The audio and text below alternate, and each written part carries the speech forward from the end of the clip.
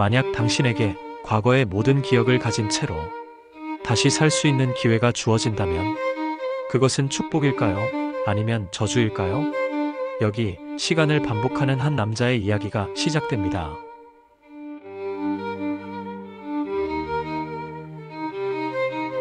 내 이름은 김현우, 나이는 43. 2024년의 어느 날, 내 삶은 권태라는 이름의 늪에 발이 묶인 채 서서히 가라앉고 있었습니다. 매일 아침 6시 30분, 칼날같이 울리는 알람 소리에 눈을 뜨면 기계처럼 몸을 일으켜 하루를 시작했습니다. 밍밍한 토스트를 씹어 삼키고 향기 없는 커피를 목으로 넘겼습니다. 제 삶이 꼭 그 커피 같았죠. 뜨겁지도 차갑지도 않은 그저 잠을 깨우기 위한 액체. 똑같은 시간에 2호선 열차에 몸을 싣고 옴짝달싹 못하는 인파 속에서 어제 본 것 같은 풍경을 무심하게 스쳐보냈습니다. 방송국 기자, 한때는 세상의 부조리를 고발하고 진실을 파헤치겠다는 열정으로 심장이 뜨거웠던 이름이었습니다. 하지만 20년의 세월은 그 불꽃을 제로 만들었습니다. 이제 제게 남은 건 어제와 다르지 않은 기사를 마감 시간에 맞춰 기계적으로 생산해내는 일뿐이었습니다. 유명 맛집, 알고 보니 위생 엉망, 정치인의 말실수 논란, 자극적인 제목 뒤에 숨어 세상을 바꿀 힘도 일지도 잃어버린 채 그저 월급이라는 연료로 하루하루를 연명할 뿐이었죠. 아내 박미영과의 관계도 마찬가지였습니다. 사랑은 오래전에 닳아 없어지고 서로에게 상처 주지 않기 위한 최소한의 예의와 습관만이 남았습니다. 오늘 저녁은 늦어. 응, 회식이야.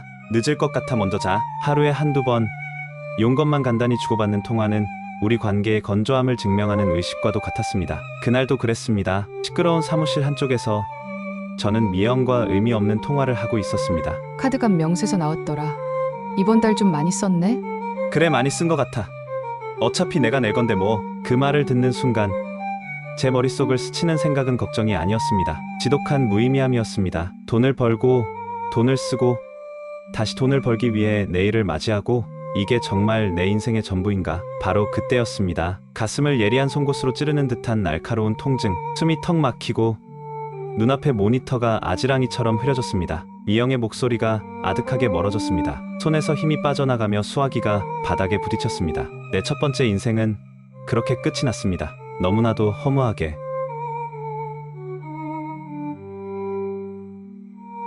다시 눈을 떴을 때 저는 낯선 천장 아래 누워 있었습니다. 아니, 낯설지만은 않았습니다. 어딘가 익숙한 빛바랜 흰색 페인트 칠, 몸을 일으키자 믿을 수 없는 감각이 온몸을 휘감았습니다. 온몸에 기이할 정도로 활력이 넘쳤습니다. 아침마다 저를 괴롭히던 허리 통증, 어깨를 짓누르던 만성적인 피로감, 그 모든 것이 거짓말처럼 사라져 있었습니다.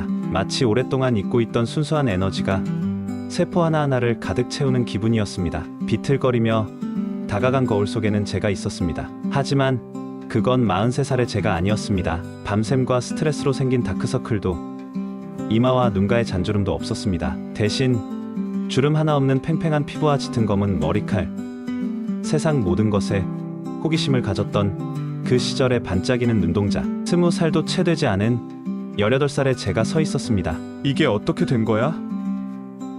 이전에 다니던 학교 기숙사인데 저승인가?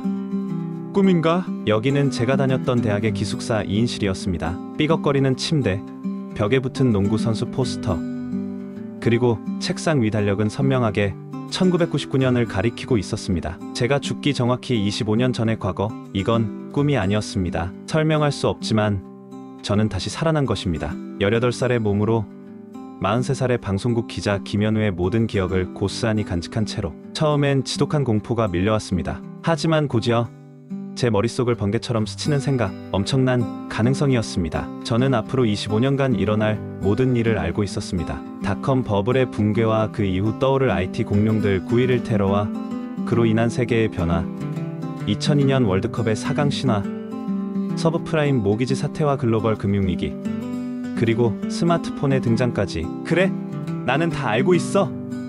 앞으로 일어날 모든 걸 말이야.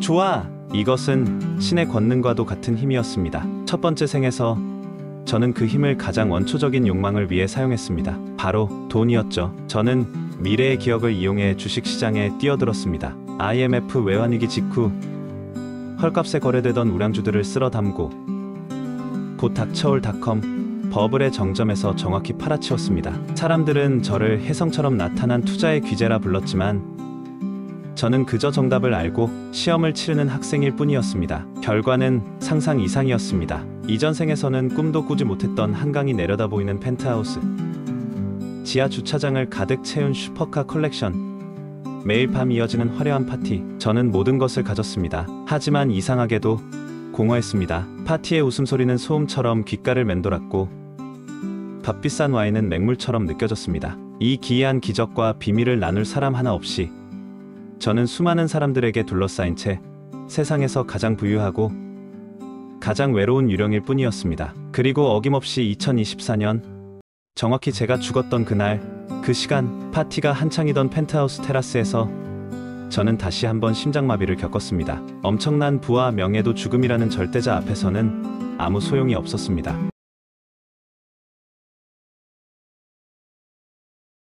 다시 18살 기숙사 침대에서 눈을 떴을 때 저는 깨달았습니다. 돈은 답이 아니라는 것을. 텅 빈 저택을 채워줄 것은 돈이 아니라 내 존재 자체를 이해해줄 단 한 사람이었습니다. 이 우주에 나처럼 과거를 반복하는 사람이 또 있지는 않을까? 미친 생각이었지만 그것만이 유일한 희망이었습니다. 저는 방법을 강구했습니다. 저와 같은 사람만이 알아볼 수 있는 암호. 저는 막대한 돈을 들여 주요 일간지 전면 광고를 실었습니다. 그 내용은 아직 세상에 존재하지 않는 10년 뒤에나 개봉할 한 영화의 줄거리를 아주 상세하게 묘사하는 것이었습니다. 특히 주인공의 미묘한 감정선과 아무도 기억 못할 사소한 대사까지 덧붙였죠. 일종의 메시지였습니다. 나는 미래를 알고 있다. 당신도 그런가? 며칠 동안 전화는 울리지 않았습니다. 초조함에 피가 마를 것 같던 어느 날 오후, 마침내 전화벨이 울렸습니다. 떨리는 손으로 수화기를 들자 차분하지만 어딘가 모르게 깊이를 품은 한 여성의 목소리가 들려왔습니다. 광고 봤어요. 마지막 장면 여주인공이 했던 대사가 빠졌네요. 그녀의 이름은 윤서아. 우리가 처음 서울의 한 카페에서 마주 앉았을 때 우리는 한동안 아무 말도 하지 못했습니다. 그저 서로의 눈을 들여다볼 뿐이었죠. 그녀의 앳된 얼굴 뒤에 숨겨진 나와 같은 수십 년의 깊은 연륜과 지독한 외로움을 단번에 읽을 수 있었습니다. 우리는 서로에게 조심스럽게 물었습니다. 언제부터 시작되었는지. 그녀는 저보다 몇 달 늦었고 원래 직업은 화가였다고 했습니다. 제 광고 문체에서 딱딱한 기자의 냄새가 난다며 자신이었다면 훨씬 시적으로 썼을 거라며 옅게 미소 지었습니다. 그 한마디에 우리 사이에 보이지 않는 벽이 허물어졌습니다. 우리는 몇 시간이고 며칠이고 이야기를 나누었습니다. 2002년 월드컵 대한민국 축구 4강 신화 이야기부터 세월호, 9.11 테러와 같은 미래에 닥칠 거대한 비극을 알면서도 아무것도 할 수 없었던 무력감까지 서로가 아니면 결코 나눌 수 없는 이야기들이었습니다. 그녀의 존재는 제 삶의 모든 것을 바꾸어 놓았습니다. 처음으로 유령이 아니게 된 기분이었습니다. 우리는 더 이상 외롭지 않았습니다. 우리는 함께 수많은 생을 살았습니다. 어떤 생에서는 우리가 가진 지식을 이용해 거대한 자선재단을 만들어 질병과 가난으로 고통받는 이들을 도왔고, 어떤 생에서는 낡은 배낭 하나 메고 히말라야의 눈 덮인 봉우리를 오르고 아마존의 깊은 정글을 탐험했습니다. 또 어떤 생에서는 아이슬란드의 외딴 오두막에서 오로라를 보며 서로의 존재만으로 충만한 행복을 느끼기도 했습니다. 그녀는 저의 연인이자 친구, 스승이자 제자였습니다. 우리는 서로에게 세상이자 우주였습니다. 하지만 반복되는 삶 속에서 저는 또 다른 것을 갈망하기 시작했습니다. 이전 생에서는 결코 가져보지 못했던 것, 바로 가족이었습니다. 한 아이의 평범한 아빠가 되어보는 것. 서아는 제 눈빛에서 그 갈망을 읽었고 우리는 고통스러운 합의 끝에 한 번의 생을 각자 살기로 했습니다.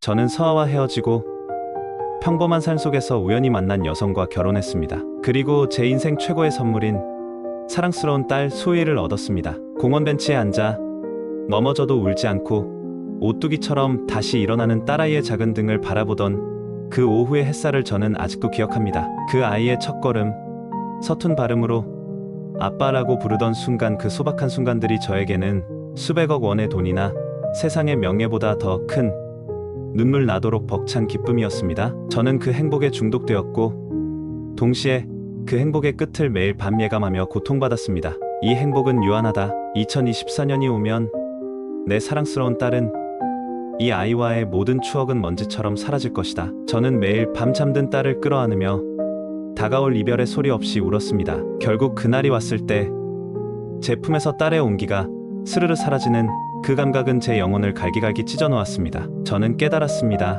이 능력은 축복이자 동시에 감당할 수 없는 지독한 저주라는 것을.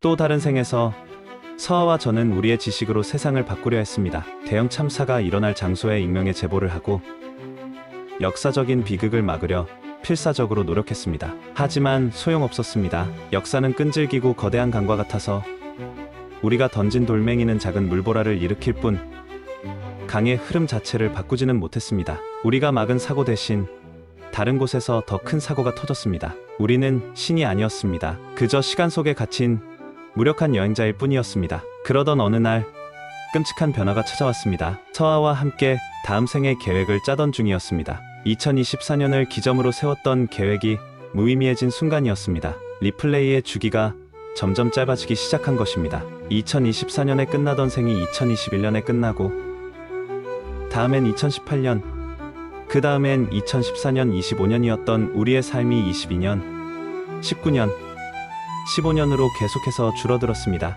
우리의 삶에서 여유와 계획은 사라졌습니다. 이제 유일한 목표는 단 하나, 짧아지는 생 속에서 어떻게든 다시 서로를 찾아내는 것. 어떤 생에서는 엇갈린 주소 때문에 우리는 서로를 찾지 못한 채 며칠을 헤매기도 했습니다. 전화번호부에서 찢겨나간 페이지 하나에 절망하며 비 오는 거리를 헤매던 그 공포를 저는 잊을 수 없습니다. 우리의 인생은 서로의 이름을 찾아내고 서로의 목소리를 다시 듣기 위한 절박한 경주가 되어버렸습니다. 때로는 카페에서 겨우 만나 서로의 얼굴을 확인하고 안도의 한숨을 내쉰 지 며칠 만에 길을 걷다 다시 심장이 멎기도 했습니다. 공포가 우리를 잠식했습니다. 이 기적이 곧 끝날 것이라는 예감. 리플레이 주기는 몇 년, 몇 달, 몇 주로 줄어들었고 마침내 마지막 순간이 왔습니다. 우리의 마지막 생은 단 몇 분에 불과했습니다.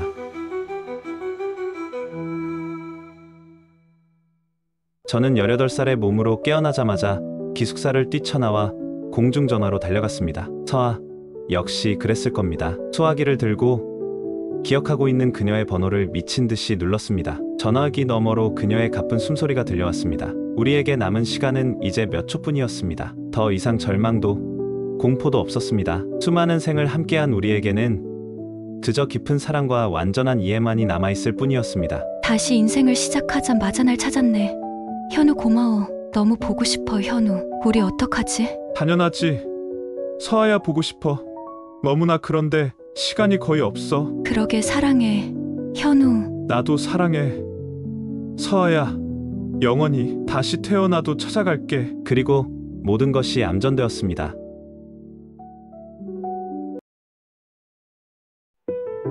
다시 눈을 떴을 때 저는 제 사무실 의자에 앉아 있었습니다. 2024년 제 첫 죽음의 바로 그 순간 카드값 명세서 나왔더라. 이번 달 좀 많이 썼네. 아내 미영의 목소리가 들립니다. 하지만 저는 더 이상 과거의 그 남자가 아니었습니다. 제 영혼에는 수십 번의 삶과 죽음, 환희와 고통, 그리고 윤서아라는 한 여자와의 우주와도 같은 사랑이 아로새겨져 있었습니다. 수많은 생을 거치며 저는 비로소 깨달았습니다. 인생의 가치는 무엇을 이루거나 얼마나 오래 사느냐가 아니라 누구와 함께 어떻게 이 순간을 살아내느냐에 있다는 것을 알이죠.